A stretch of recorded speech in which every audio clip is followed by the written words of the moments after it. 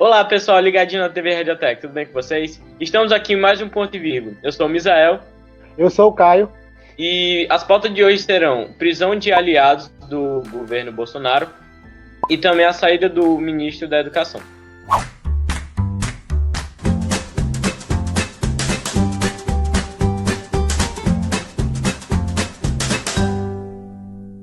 Hoje, nessa quinta-feira, Fabrício de Queiroz foi preso na cidade de Atibaia, de São Paulo.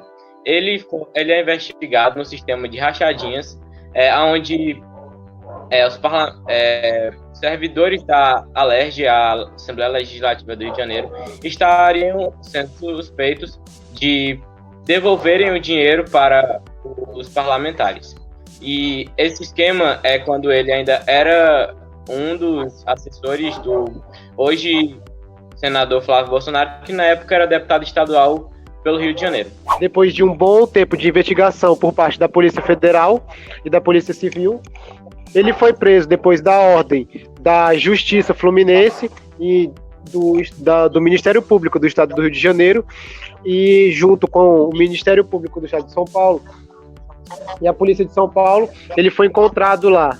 Foi informado pelo caseiro da casa que ele já tinha mais de um ano na casa que pertence ao advogado da família de Bolsonaro, Frederic Wassef, e que ele meio que, depois de ser preso, teve a esposa dada como foragida, né? Mas o que foi dito pelo então senador Flávio Bolsonaro é que não sabia que o Queiroz se encontrava lá, e também o advogado, dono da casa, não fazia ideia. Já Bolsonaro falou que ele estava lá porque estava fazendo tratamento em um hospital próximo, sendo que os próprios dirigentes do hospital falaram que ele não tinha constância em participar de nenhum tipo de tratamento em Atibaia, e ele efetuou um pagamento no hospital israelita do Albert Einstein, o mesmo hospital que o Bolsonaro foi tratado depois da facada. Então meio que ficou digamos que uma contradição, tanto na fala do Queiroz quanto na fala do filho do Bolsonaro, do próprio Bolsonaro e do advogado da família.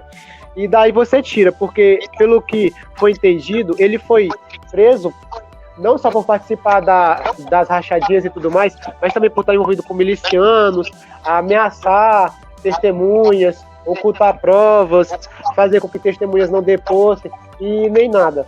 Ou seja, mais uma prova que a família, tanto o nosso presidente quanto a família dele, é metida com coisas erradas, e que a polícia aos poucos está conseguindo descobrir, e daqui a pouco várias máscaras vão cair e esse show vai acabar. Outra apoiadora de Bolsonaro, a Sarah Winter, isso na segunda-feira, também foi presa por participar de manifestações antidemocráticas, atacar o STF e os ministros, e também defender o fechamento tanto do Supremo Tribunal Federal e do Congresso. Só terminando a fala aqui sobre o Fabrício de Queiroz, ele foi preso na casa de um advogado da família de Bolsonaro, que é advogado do Bolsonaro no caso do Adélio Bispo, e advogado do Flávio Bolsonaro no caso das rachadinhas.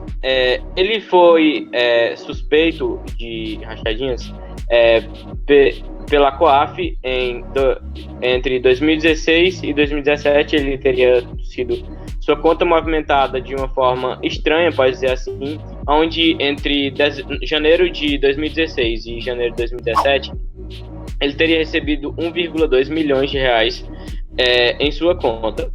E ele estaria recebendo dinheiro de 7 servidores da ALERJ, que é a Assembleia Legislativa, e o advogado a qual era pertencente ao imóvel a qual ele estava, ele já tinha afirmado várias vezes que não tinha nenhum contato com Queiroz e que não sabia onde ele estava, apesar de agora ele ter sido encontrado na casa dele. Isso mostra mais uma contradição dos aliados de Bolsonaro. E a Sarah Winter, que é a líder dos 300 do Brasil, que é um grupo bolsonarista, ela é uma ativista bolsonarista, que antigamente era feminista e agora é uma apoiadora do Bolsonaro. ela foi presa em um inquérito decretado pelo ministro do STF, Alexandre de Moraes, a qual ela está sendo investigada por participar de manifestações antidemocráticas, a qual pediam o fechamento do Congresso e o fechamento do STF. E baseado nisso também, sem contar as inúmeras manifestações dele em busca, né, da volta do AI-5, o regime militar, digamos, um dos piores regimes militares que o nosso país passou. Tivemos várias, como posso falar, escândalos, né, por parte dela, como o caso, enquanto as manifestações antirracismo ocorriam, dela e de outros apoiadores saírem vestidos de membros da Ku Klux Klan na rua e tudo mais, fazendo acampamento com porte de armas em Brasília e serem retirados com base de força da polícia, né? E também os disparos de fogo de artifício em um dos edifícios governamentais em Brasília, além das ameaças deferidas contra diversos ministros e tudo mais.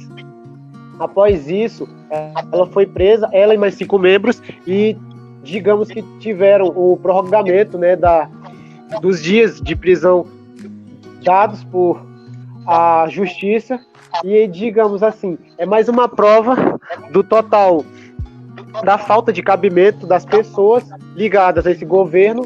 Elas basicamente não pensam, estão lutando por uma causa totalmente estranha, totalmente ridícula, porque estão querendo de volta um regime militar onde Bolsonaro vai ser um ditador de mão de ferro, vai basicamente acabar com boa parte do que a sociedade já conquistou, e essa parte dessas pessoas, além de ser totalmente agressivas e tudo mais, a ridicularizarem boa parte dos governantes que são contra o presidente, ainda fazem ameaças com tom muito agressivo, porte de arma e tudo mais, metido com diversos crimes.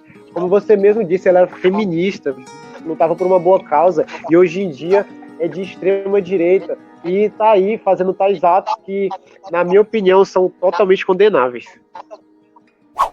E também, no finalzinho de maio, não só ela, mas outros bolsonaristas, blogueiros e até deputados estaduais, blogueiros como Alan dos Santos, do Terça Livre, tiveram um mandado de busca e apreensões em suas casas, ali no finalzinho de maio, por visar em uma investigação do inquérito das fake news, pois como eles poderiam estar envolvidos, e por isso eles tiveram ali seus celulares, computadores, documentos, arquivos seus apreendidos por causa disso, nesse inquérito. E o objetivo dele é ouvir todas as pessoas que foram presas, não só a Sarah Winter, mas também as outras 5 pessoas que foram presas, para que se investiguem de uma forma melhor esse esquema.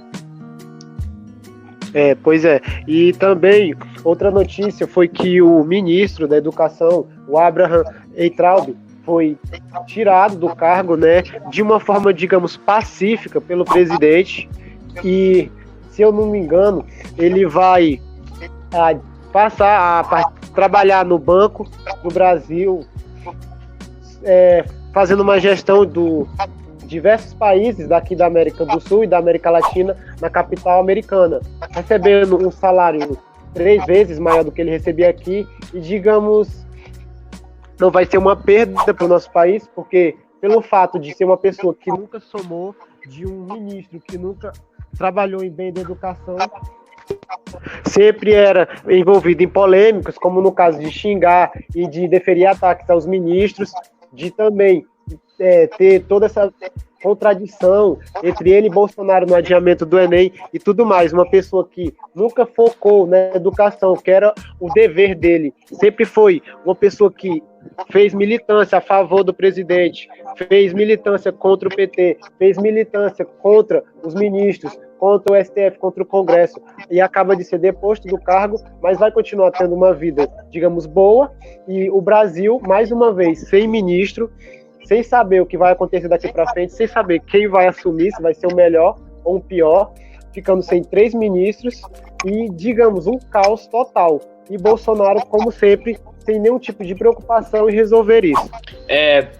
Após 1 ano e pouco de ministério, ele anunciou a sua saída através de um vídeo nas suas redes sociais ao lado do presidente, onde o presidente se mostrava totalmente desconfortável com a situação.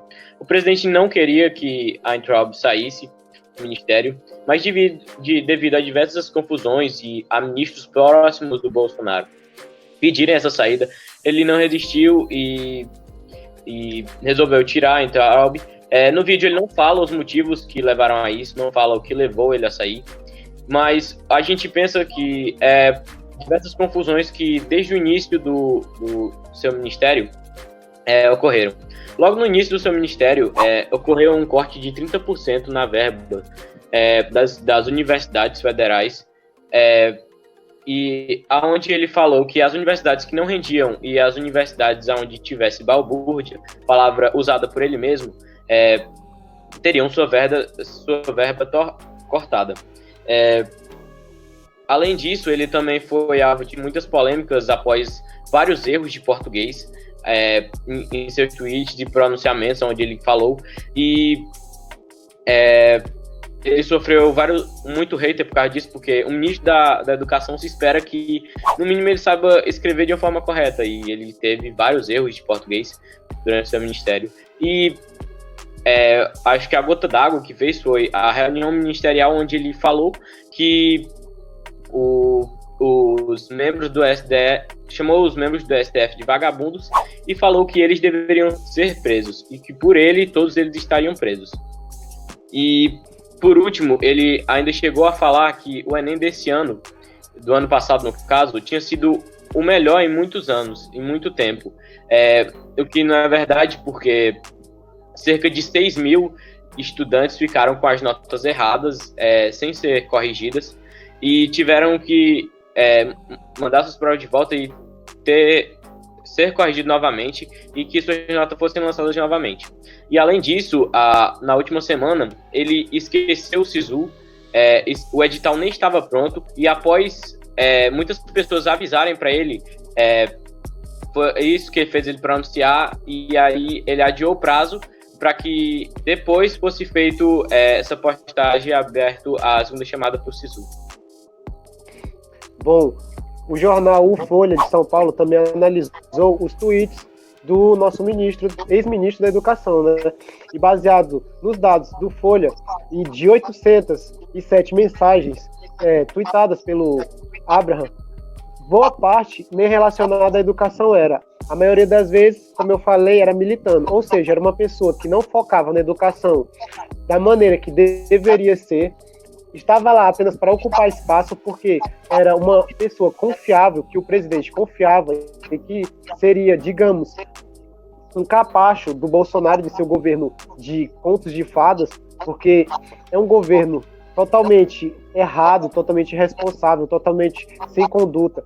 Então é mais uma prova, o Brasil de novo passando por uma bagunça entre os ministros, não só a saída desse, mas como a saída de diversos outros e trocas de cadeira e tudo mais.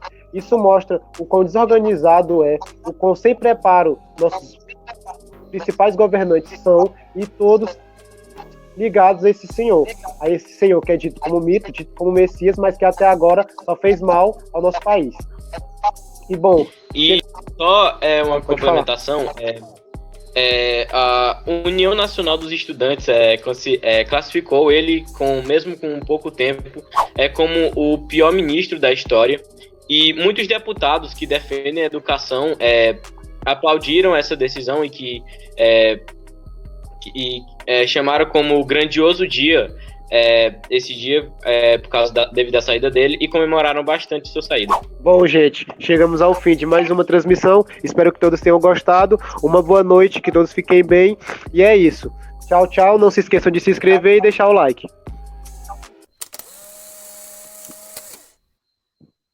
E agora? Não sei.